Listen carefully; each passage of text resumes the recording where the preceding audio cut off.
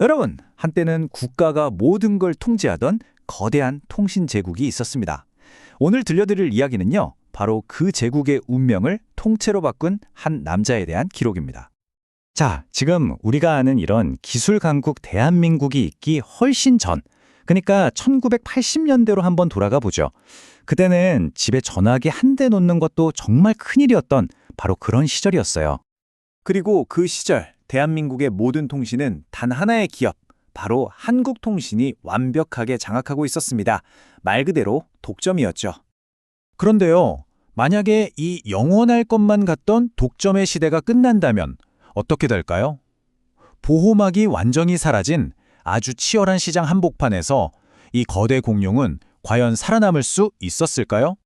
바로 그 격동의 시기 한가운데 이 조직의 운명을 바꿀 한 사람이 등장하게 됩니다. 네, 모든 이야기는 한국통신이 역사상 가장 거대한 변화의 소용돌이 앞에 섰던 1980년대 후반에서부터 시작됩니다.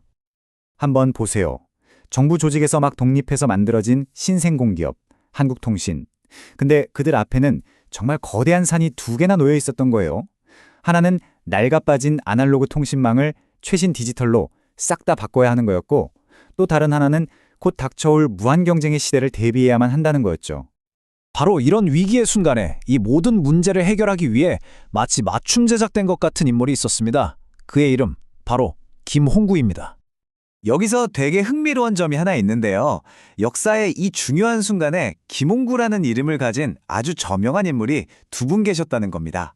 오늘 우리가 주목할 인물은 1947년생 대한민국의 통신혁명을 이끈 기술경영인이고요. 정치학자이신 다른 한 분과는 확실히 구분해서 기억해 주시면 좋겠습니다. 아니 근데 이 김홍구라는 사람이 도대체 왜 그렇게 특별한 인물이었을까요? 그 비밀은요, 정말 아무나 가질 수 없는 세 가지 핵심 역량, 이걸 모두 갖추고 있었다는 데 있습니다. 자, 바로 이겁니다. 기술, 행정, 그리고 시장. 보통 사람은 이 중에 하나도 제대로 갖기 힘든데 이 세 가지 무기를 그는 모두 손에 쥐고 있었던 거죠. 그러니까 엔지니어의 머리로는 기술의 본질을 정확히 꿰뚫고 관료의 눈으로는 국가 정책의 흐름을 읽었고요. 또 경영자의 감각으로는 시장의 파도를 탈 줄 알았던 겁니다. 그야말로 KT의 과거와 미래를 잇는 완벽한 연결고리 그 자체였죠. 하지만 이렇게 강력한 무기를 바깥의 적에 휘두르기 전에 그는 먼저 칼끝을 내부로 돌려야 했습니다. 왜냐? 일단 거대한 공룡인 KT의 체질부터 싹 바꾸는 게 먼저였거든요. 그가 KT 안에서 거온 길을 보면요, 이건 마치 잘 짜인 하나의 작전 지도 같아요. 홍보실에서는 낡은 이미지를 바꾸고, 감사실에서는 조직 내부의 군사를 쫙 빼고, 그리고 마침내 마케팅 본부장이 되어서는 최전선 공격을 이끌었죠. 정말 조직의 머리부터 발끝까지 그의 손길이 안 닿은 곳이 없었습니다. 특히 감사실장으로서의 역할은 정말 결정적이었습니다. 당시 그의 임무는 본격적으로 시장에 나가 싸우기 전에 방만했던 공기업의 지방을 빼고 책임감 있는 문화를 심는 거였거든요. 이건 뭐 생존을 위한 필수적인 수술이나 마찬가지였죠. 자, 그리고 마침내 이야기의 클라이맥스입니다. 김홍구가 마케팅 본부장이 되어서 새롭고 아주 날렵한 경쟁자들과의 전쟁을 맨 앞에서 지휘하던 바로 그 순간으로 가보시죠. 이때 KT가 처한 상황은요, 정말 전쟁터나 다름없었습니다. 이동통신 시장에서는 SKT 같은 경쟁자들이 무섭게 치고 올라오고 있었고, 초고속 인터넷 시장은 뭐 하루가 다르게 판이 바뀌고 있었죠. 더 이상 우리는 공기업이니까 하면서 가만히 앉아 있을 수 있는 상황이 절대 아니었던 겁니다. 바로 이 지점에서 그의 진짜 실력이 드러납니다. 김홍구에게 기술적인 배경이라는 건 그냥 이력서 한 줄이 아니었어요. 이게 그의 비장의 무기였죠. 다른 경쟁사들이 그저 속도가 빠르다고만 외칠 때 그는 KT의 압도적인 기술력을 바탕으로 안정성과 미래 확장성까지 이야기할 수 있었거든요. 기술을 아는 사람만이 소비자의 마음을 움직이는 진짜 언어를 구사할 수 있었던 겁니다. KT를 성공적으로 변화시킨 후에 김홍구의 역할은 한 기업의 리더를 넘어서 국가 산업 전체를 설계하는 더 큰 그림으로 확장됩니다. 그의 여정은 여기서 멈추지 않았습니다.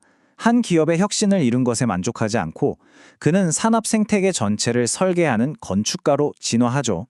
KT 내부의 역량을 독립적인 비즈니스로 키워내고 마침내는 대한민국 IT 기술의 표준, 다시 말해 국가의 기술 규칙을 만드는 자리까지 오르게 된 겁니다.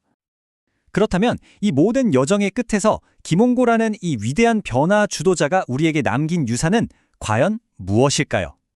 결국 그의 모든 것을 관통하는 핵심은 바로 이겁니다. 기술, 행정, 시장. 이 서로 완전히 다른 세계를 자유자재로 넘나들면서 엄청난 시너지를 만들어내는 능력. 이것이 바로 김홍구의 유산을 정의하는 단 하나의 키워드라고 할 수 있겠습니다. 이 표를 보시면 한눈에 들어오죠. KT가 가장 힘들었던 시기에 직면했던 핵심 과제들을 그가 어떻게 직접 해결했는지 간결하게 요약되어 있습니다. 조직 내고 문제부터 치열한 시장 경쟁, 그리고 국가정책 수립에 이르기까지 그의 손길이 닿지 않은 곳이 없었던 거죠. 김홍구의 이야기는 시대를 넘어 오늘날 우리에게도 중요한 질문을 던지고 있습니다. 이렇게 모든 것이 급변하는 시대, 여러분의 조직에는 과거와 미래를 잇고 기술과 시장을 연결할 그런 진정한 변화 주도자가 있습니까?